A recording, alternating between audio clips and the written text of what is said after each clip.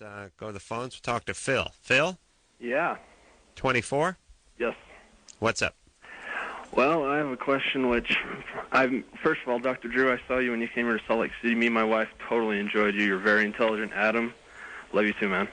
Thanks, buddy. Thanks, Phil. What's up? Oh, yes. You were married for 2 years. Oh, no, wait a minute. Yeah, can't stop looking at porn. Well, to tell the truth, I really don't look at a lot of it, but the need and the want is there like crazy, and for religious reasons, I don't want to, and I've listened to this show long enough to know that, hey, you know, I'm probably asking the impossible, but is there any way to tone down that switch that I have? Mm-hmm. How often do you look at it? No, just once every other month, maybe. And do you go on like a binge where you look for hours and hours, or just a few minutes? No. I feel bad about it, and then I just stop. You pansy! Do you masturbate? Do you masturbate? Well, that's how he knows when to stop. No, I actually I don't. All right. Don't masturbate. Wow. So that bothers you. Are you Mormon? Oh, yeah. How'd you guess? Yeah. What about the whole polygamy thing? Are you into that at all? No. Can barely handle one. Yeah, that's what I say. You know, they always do that. Like, hey, you get to have 5 fat, toothless birthing vehicles that have a 4th grade education and that long religious hair. You know that weird religious hair, which is you never cut the back of your hair, but you got to cut your bangs every 20 minutes, so you look like a retard. It's the female religious mullet. Like super long ass. Yes, it is ass length hair with those weird short bangs. Well, it's just something you do with the cutting shears. Yeah, I'm picturing them doing it with like a magnifying glass out in the sun or something. And now, so here's what you got. You got a bunch of fat asses with a 4th grade education who are all fighting over you, and then you got 30 kids. This a good life? Good times.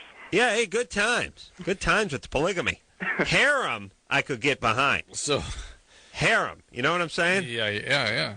Yeah, that's a party. Polygamy, that's a nightmare. Phil.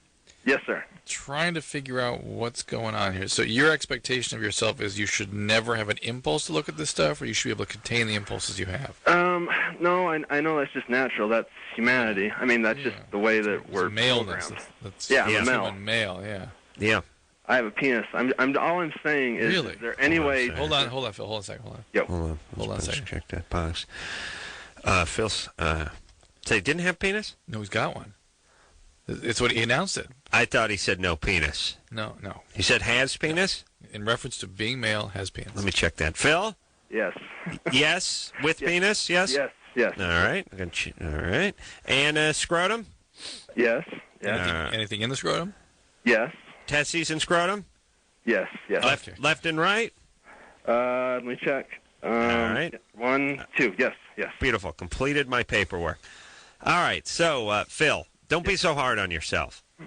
You're really knocking yourself around a little too much. I want to understand if he understands he's going to have the impulse. He just wants to be able to contain it and never look at pornography. Right, Phil? You want to never look at pornography. Yeah, that would be the goal, and I think it's achievable. But yeah. Yeah, it is. Let me tell you something. Who's the Mormon guy? John Smith?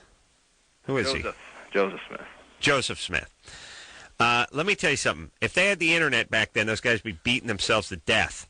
Believe you me. Those guys are all high and mighty over there because, our elders, our founding fathers, they didn't have porn. They didn't have internet gambling. There's no temptation. There's no liquor stores. They didn't have any of that stuff.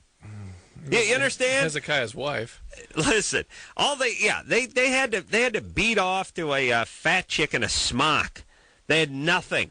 Okay? If those guys had liquor stores like they have out here with the big 40-ouncers and all the pornography and the video games and buying scratchers and lottery tickets and cigarettes and Milky Way bars, none of this religion would have ever got off the ground. I think you're making a case to get rid of all that.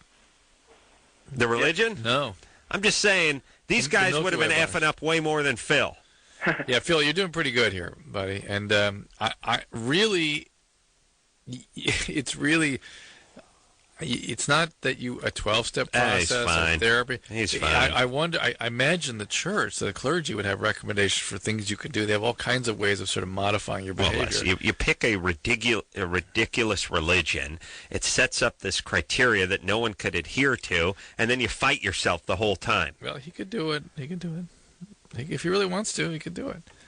I can't imagine we have to focus a lot of energy. You know what this religion is like? It's like a haunchy woman getting a ridiculous small pair of ski pants, like a size 2, and saying, I must fit into these, and then beating herself up constantly because she never gets into them.